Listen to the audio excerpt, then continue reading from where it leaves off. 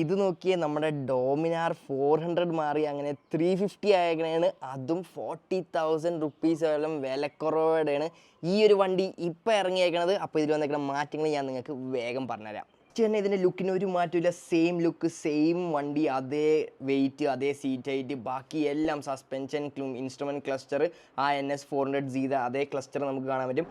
ബാക്കിയെല്ലാം സെയിം തന്നെയാണ്. ഇതിൽ മാറിയേക്കുന്നത് ആ ഒരു 350cc എഞ്ചിനാണ്. 349cc എഞ്ചിൻ പ്രൊഡ്യൂസിങ് 40.6 PS ആണ് പവർ പ്രൊഡ്യൂസ് ചെയ്യുന്നത്. നേരത്തെ അത് 40 PS ആയിരുന്നു. പിന്നെ ടോർക്ക് ഇപ്രാവശ്യം അവർ കുറച്ചിട്ടുണ്ട്. ഓൾമോസ്റ്റ് ആ NS400Z വന്നേക്കണം അതേ പവർ ഫിഗേഴ്സാണ് നമുക്ക് ഇതിൽ കാണാൻ പറ്റുക. പക്ഷേ ക്വിക്ക് ഷിഫ്റ്റർ ഇതിൻ്റെ അകത്ത് അവർ കൊടുത്തിട്ടില്ല. അത് കൂടാണ്ട് ഇതിൻ്റെ പ്രൈസ് ഇപ്രാവശ്യം showroom price almost 2,03,000 to 5,000 rupees റേഞ്ചിലായിരിക്കും വന്നത്.